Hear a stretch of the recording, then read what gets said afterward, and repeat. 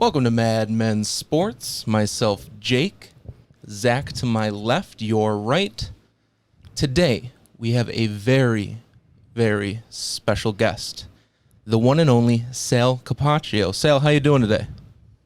Pretty good, guys. Thanks for having me. I appreciate it. Oh, thanks for coming on. It's a big honor of us to have you to come on our podcast. So, Sal, big day in Buffalo sports today. I mean, Blue Jays are playing first. I think it's 105 years that MLB's or professional baseball has been playing in Buffalo. It's a pretty big deal. Yeah, it's pretty amazing. When I was growing up, I remember when now Salem Field opened as Pilot Field back in the late 80s, 1988. And, they were really trying to get a Major League Baseball team here in Buffalo. And that round of expansion, everybody knew baseball was going to expand. Buffalo didn't get a team. Miami, the Marlins, were one of the teams actually chosen. And now here we are, 22 years later, and the Marlins are actually the team playing the Blue Jays who are hosting in Buffalo. So things have come a little full circle. That's great. I'm really happy for the city. I think it's really cool to have that happen here. And, the Sabres are going back to their royal blue uniforms, which was my color growing up, watching the team back in the, my teenage years. And so I think today's a very nostalgic day, I think, in Buffalo. It's a great Buffalo day. It's one of the best days in a long time that we've had Buffalo going on around. And you know what? The Bills, they're doing a little something lately too. They're probably the best that they've been since the early 90s. Would you say that? I know it's kind of a broad, they're best, but they've been pretty good and only getting better. They got great talent. I think I'd have to go back to probably, I think the playoff team that lost before the drought at Tennessee on the controversial call home run throwback. I think that was a very good team. If they win that game, I think they had a good enough team to go to the Super Bowl that year. Tennessee wound up going to the Super Bowl, the team that beat the Bills in that game. That was the late 90s. They were a good team. This is probably the best they've been since then.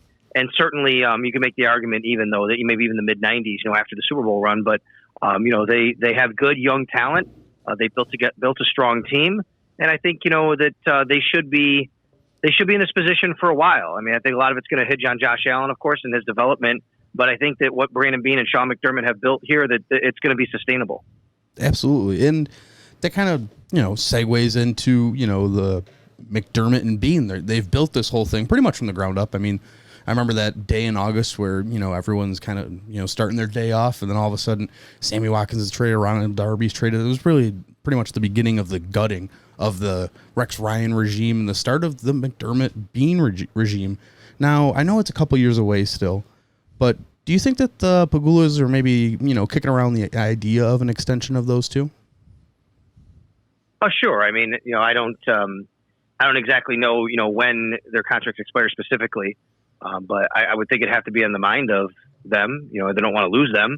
So sure, when you see other head coaches and GMs get extended around the league, I think that you're going to think about, your own people at some point anyway. You're probably thinking about that no matter what, because they made the playoffs and, 2 out of the 3 years together. So sure. I mean, we don't know what's on the horizon, but I'm sure that it's on their mind. Absolutely. And especially in a time of complete uncertainty in the world, the Bills kind of, they kept their nucleus together. They were lucky enough to draft a quarterback a couple years ago. They have a new defensive leader in Tremaine Edmonds, and they have a cornerstone of a franchise cornerback in Trey White.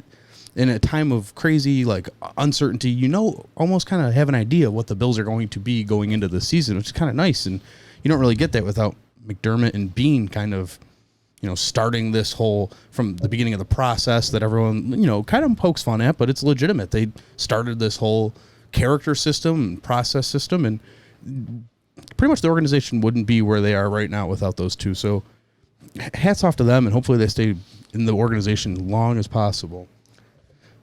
Jake? Yeah, I think the word you want here is consistency. They what you're going to get because they've been consistent since the day they walked in the door with their vision and the way they've gone about it. And I think from a week-to-week basis under Sean McDermott, the Bills are a very consistent football team. They've had a game here or a game there where they haven't been at their best maybe, and they haven't been able to really get over the hump of, being a super offensive juggernaut or anything like that. But I think week in, week out, they're prepared, they're ready, and what you're going to get. Absolutely. Perfect. And Jake here. So this is, of course, contingent on Brian Daboll getting a head coaching job. The Browns had taken a look at him last year. But in the event that this is his last season in Buffalo, could you see Ken Dorsey stepping into that role as offensive coordinator? I think that's putting the cart way before the horse, guys. I mean, who knows? I mean, I don't know. I mean, so much could happen. There's very few of these jobs that open in the league every year, and it's hard to get them. A lot of things have to fall into place. So, I mean, I think Ken Dorsey's a good position coach. I think he's got a bright future, but I think that's probably way too early to say something like that. I would have no idea.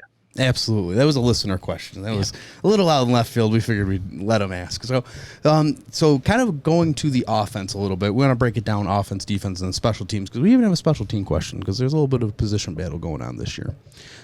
It's funny. Wait, can I say it's funny when you get a listener question like that, because I'm like, can you just concentrate on 2020? Like, you might have a really good team. Who cares about what's going to happen in the next offseason? I mean, you had a really good team. Let's just, concentrate on trying to win games and seeing how great that'll go. And if you're lucky enough that the Brian Daboll gets a head coaching job, that means, if he does, that means you were lucky enough that this team was really good. So let's hope that happens. So I always think it's kind of funny when I hear things like that. No, absolutely. I mean, listen, the bottom line is, this team hasn't had a top 16 offense. I mean, we're just talking about the top half since 2016 when they ran the ball like 30 times a game. So it's still a little bit of ways to go until that even comes up into the conversation or the forefront.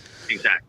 Speaking of the offense, kind of taking a next step, do you think the addition of Stefon Diggs is enough to kind of aid Josh Allen into becoming not the next level, but take another step in his progression to kind of become, kind of what the other top tier quarterbacks in the league are? He's obviously a little bit ahead of some of the others he was drafted with, obviously behind Lamar, just out of different styles. But do you think Diggs is enough to bring Josh Allen in more of a pocket passer and become more consistency? I know he had a lot of drops last year, but could Diggs be a big help? Well, of course. I mean, if he's not, then there's no reason the Bills should have given up a number one pick for him, right? I mean, that's why you bring him in. It's twofold. It's number one is he's a fantastic player, and he's going to help the offense. But another big reason is because you have a young quarterback who's still developing, and this guy can really help him. But it's not the only reason. Josh has to take the development himself. He has to take ownership of his career, ownership of his development. He has to take the next step on his own, regardless of having Stefon Diggs or anybody else. I mean, at any point, who knows? Stefon Diggs could get hurt. He could miss time, and Josh Allen still has to progress. He still has to make those strides. No matter who's on the field with him, he's going into his third year, and he's got to show the organization, that's the case. But they've given him all the tools. Make no mistake, he has no excuse now. If everybody stays healthy and, this offense has the parts now that it does for 16 games, essentially, if not close to it, I think, they're looking at a really, at least a complete evaluation of Josh Allen. And I think Stefon Diggs is a major component of that. There's no doubt. He runs great routes. He knows how to get open. He can catch balls other guys can't. We all know Josh is not the most accurate quarterback in the world, and that's okay. The Bills didn't draft him to be a 70% completion guy, but he's got to he's got to be better than he was. And I think a guy like Stefon Diggs can help improve that accuracy, can help improve some of those jump balls and 50-50. So sure. I mean, he better, be someone who can help Josh Allen develop, or A, Josh Allen simply isn't the guy, or B, you shouldn't have given up a first round pick for him. Definitely. And now we did see a lot of Frank Gore last year, 166 carries. Do you think that Zach Moss is going to pick up those carries, or do you think we're going to see a lot more of Devin Singletary this year? It's a good question, and I've gone back and forth, and I've been asked this on my own station, WGR, quite a bit. And it's really, I think if you asked me this if we're not during the pandemic, I think I'm telling you that it's probably closer to a split, 50-50 type of situation for most of the season. But because, guys, we did not have the offseason, because the rookies just weren't able to get acclimated like they normally would, I just can't see how Zach Moss is going to step right in and take, 50% of the carries, and split them with Devin Singletary right away. I think that's got to come gradual. He's got to prove that he can do that. There's no preseason for them to see. There's no acclimation period through OTAs, through rookie mini camps or nothing like that. So, it's going to be harder. So I think Devin Singletary starts off as the lead back, the number one guy.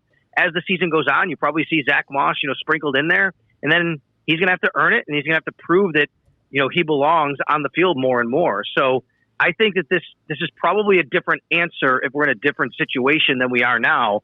But Devin Singletary is probably going to be the number one back going into the season, and then we'll see how it develops as the year goes on.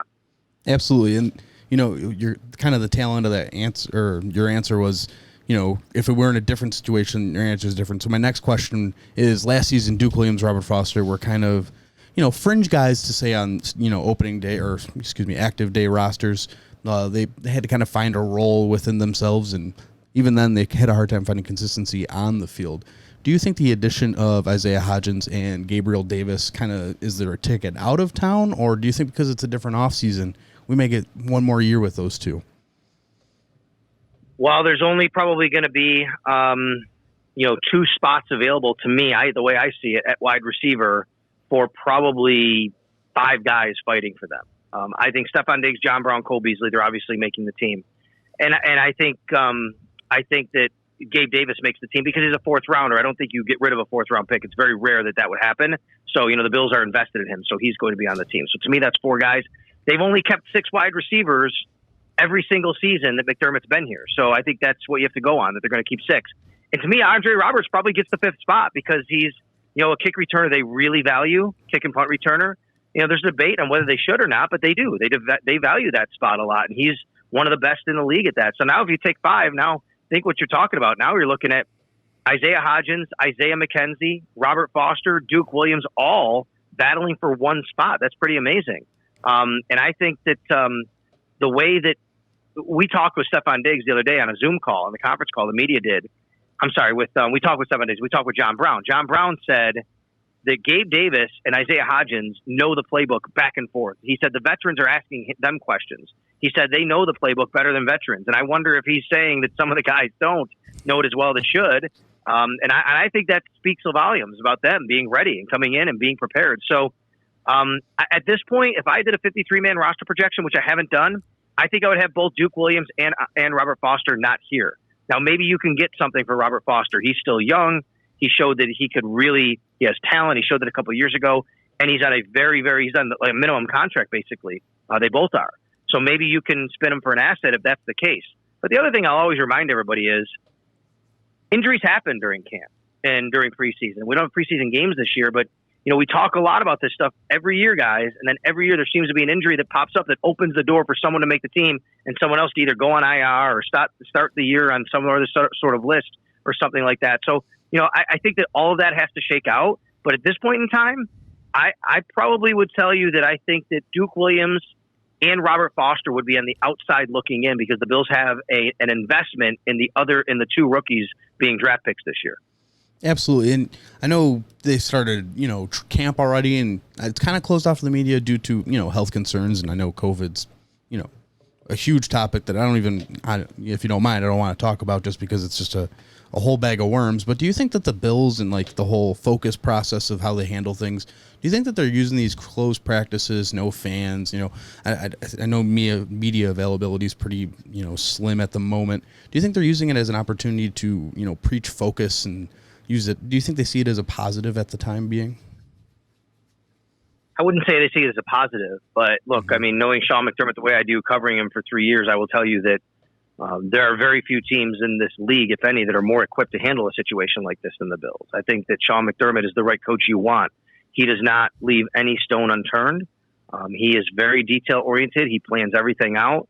He plans for every scenario and situation, and if there isn't one that he planned for, he's darn well going to go back and make sure that he fixes that, and he plans for it to make sure that he has it right the next time and the next time it comes up. It's hard to have, it's hard to do anything secretive necessarily during this. It's a very limited time they have on the field right now. They're still in phase 2 is what we'll call it here for the, they call it the gradual ramp up period. There was the acclimation period, then the gradual ramp up period. They're still doing that. And no, there has been no media out there other than, the team's official, website and some pictures and things like that.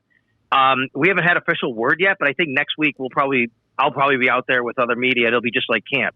So even if you want to do that, by the time we get out there, there's not going to be as much, you're still going to be able to see what you normally see. Now, all that said, look, guys, I mean, one of the things we talked about all offseason is the Bills have all these players returning, all their coaches returning, same system. They don't have to reinstall things. They're just building on what they have. They're just finding new ways to tweak. They're finding ways to be creative to really kind of advance the offense. And sure, maybe, Stefon Diggs coming in he's got to get acclimated with Josh Allen and things like that. But for the most part, this group has been together. So I think that, long way around to answer your question, I think they're using this time probably to the most efficient, possible way they can, simply because they have an ability with, knowing what Sean McDermott expects and knowing, what they need to do on a day-to-day basis more than most other teams would in this situation. Absolutely. That question kind of came to me while I was listening to John Brown on that Zoom video, and he kind of perked up a little bit when he was asked that if Dable was finding creative ways to get everyone the ball. I was kind of wondering, if they were working on some trick plays at the moment or anything, something they can keep close to the chest come playoffs or during the season. Definitely. Well, they do that every year. You remember they threw the pass in Thanksgiving, John Brown threw the pass. Mm-hmm. They had the one against the Texans in the playoff game. People forget they actually had one against Miami. John Brown threw it back, and T.J. Yeldon was in the end zone. It was against New England, actually. It was ripped out of his hands. That was actually a big, big point of the game. And we've talked with Brian Dable about those things, and he said this is the time of year you do that. You find out who has different skill sets that maybe you can use at a different point in time. Deion Dawkins has caught a couple touchdown passes the last couple of years, right? I mean, this is the time where all teams around the league are kind of doing that. But I would say with the Bills already knowing a lot of their players and not having to evaluate necessarily taking the time, they can spend an extra minute or two in practice on maybe understanding some of those things and, allowing Brian Dable to be that creative. Absolutely. Definitely. And we're going to switch over to the defensive side of the ball. Now, Star Lotulelei not playing this year is definitely going to be a kind of a loss for the defense. I know we got a lot of young guys being able to step up, but he wasn't the biggest stat guy other than that one interception against Dallas. But we understood his value. He was a great double team taker and kind of opened up those gaps for the linebackers. Now, do you believe that we have the talent on the roster to kind of fill that role, or do you think we have to look elsewhere?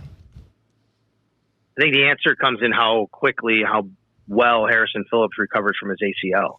He tore his ACL the third week of last year in the final drive against the Bengals.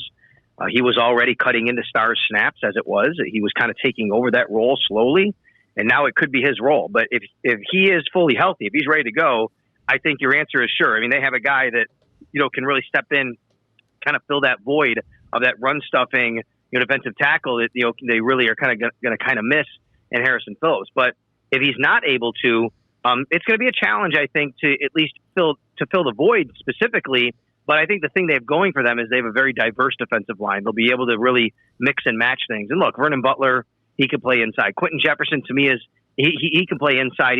He can play inside and outside. He's more of an inside guy. He's more of a penetrator, I think, than run stuffer. Vernon Butler can be a little bit more of that guy who can do a little bit more of that. Vincent Taylor, though, don't count him out. Vincent Taylor played for this team last year. He is a guy that I think is more suited for that type of role. And of course, they have Ed Oliver, but Ed Oliver, he would be the other guy in the field that's not necessarily going to be trying to plug gaps and stop the run necessarily like Starr did. He's a guy I think he has a really bright future, but he's a little smaller. He's going to be used to penetrate and things like that. I don't think they have a Star Lotulelei on the roster, but I think there's ways that they can get to, filling what he did. And I think the main one is if Harrison Phillips can be recovered fully from that ACL, which we don't know yet. Absolutely, because when he was healthy, he was starting to really come into his own in his second year, and it was a real shame to see him go down because he was taking away snaps from Starr and Jordan Phillips. He was starting to be a consistent player in the middle of that defense. Yeah, early in the year, too. Absolutely. Now, I don't think it's talked about enough how big of a loss it's going to be for Lorenzo Alexander gone. I know as a vocal leader on the defense, Tremaine Edmonds, I've seen is stepped up, and then we see him a little bit more in the media and the spotlight. Do you think that we're due for a natural regression at the pass rusher, linebacker type of position that Lorenzo played at?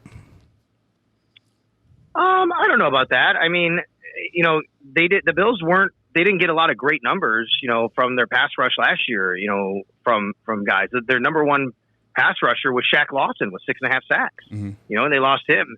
And on the outside, I mean, obviously Jordan Phillips had the most sacks at 9.5. He played the interior. But no, you're right. It's a big loss with Lorenzo Alexander. There's no doubt about that. But you got to remember, Lorenzo was pretty much a part-time player. He wasn't even on the field for half the snaps defensively. He was on the field for 48% of the snaps last year. They used him in a lot of different roles. And I think that's the thing you're losing. You're losing a really versatile guy who can be on the ball, off the ball. He can line up inside, outside. The guy could really play anywhere. He has played anywhere throughout his career, even played in the offensive line earlier in his career. I mean, the guy is so versatile. He can do so many things. But let's remember, this team went out and signed Mario Addison to a pretty hefty contract. He has had He's has some of the. I think the number is maybe the 11th most sacks in the league over the last 4 years combined.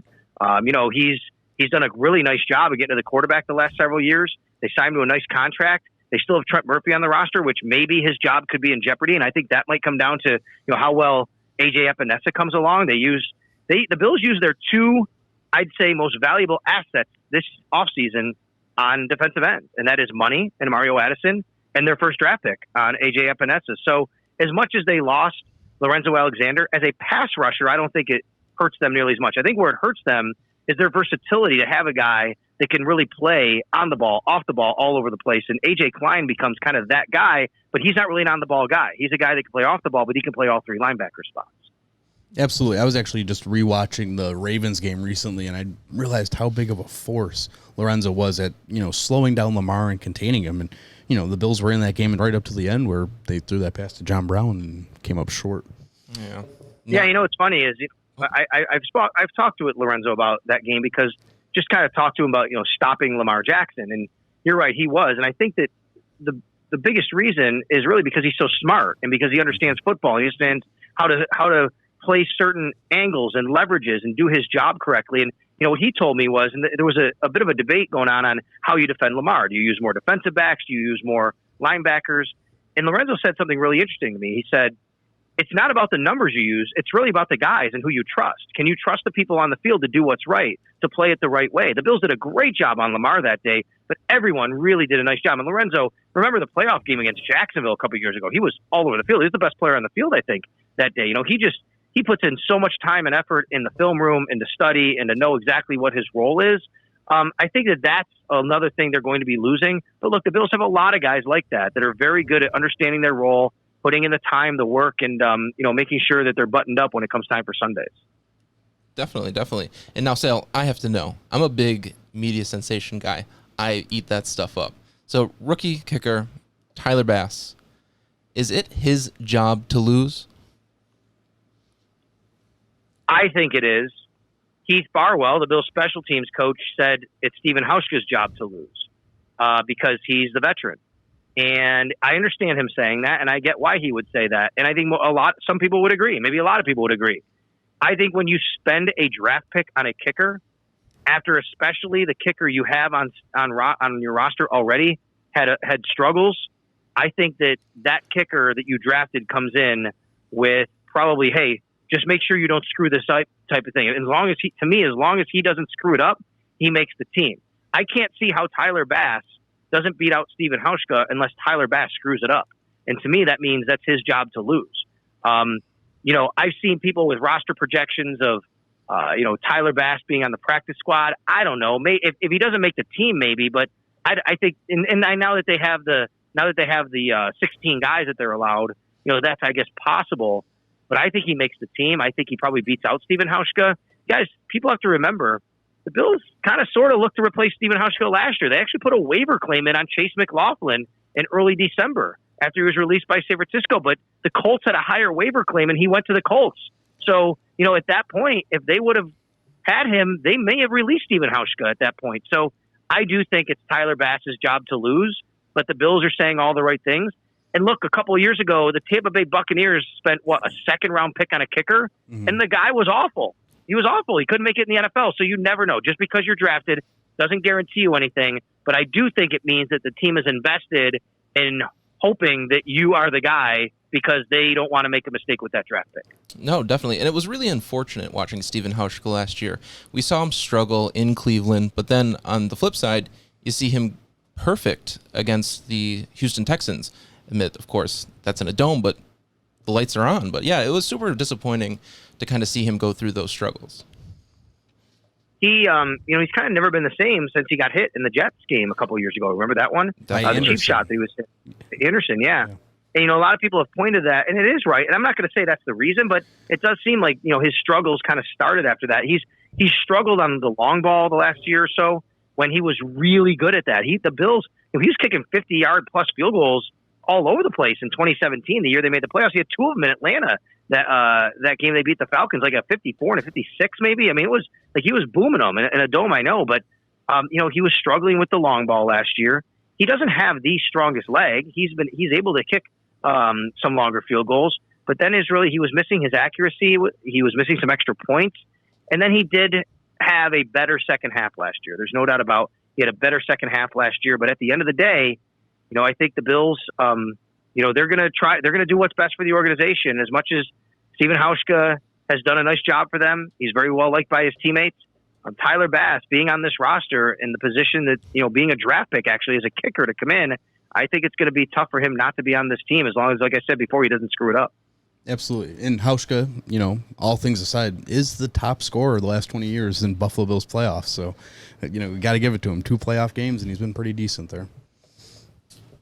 Our next question is, so the Diggs trade. That was probably like the first time that I've seen the Bills, at least in the last 20 years, have a serious chance to make a win now move and, not get second guessed on it. Whoa, this team's really out of their element. But when they traded their first round pick for Stefon Diggs, I believe it was a Monday or Tuesday in March, and the whole world was falling apart. But I was like, wow, the Bills must really think they're going for it right now. And have you been seeing more of a media attention around the Bills? Have you been, seeing more of a command for yourself, even just to come on shows and talk about the Bills, see if they're a win now team or not? Have you been seeing any of that out there, or from the national outside of Western New York? Guys, I would say that it's just so hard to judge because of the pandemic. And I think that if we weren't doing what we're doing now and having the quarantine, I probably would. I've seen the uptick the last couple of years actually, because, they did make the playoffs. They do have Josh Allen. They've grown some buzz. Last year, as the season went on, I was doing more media appearances, getting calls from around the country. I've had some of those, this off season, but it's been tough because people know, heck, to be honest with you, there's some media that were furloughed and weren't even working. They can't even do their own shows and things like that. Right. So it's been hard. I do think there's more of a buzz, certainly, about the Bills. Look, they are they're the money line favorites right now, the betting favorites in the AFC East this year. They're getting national attention.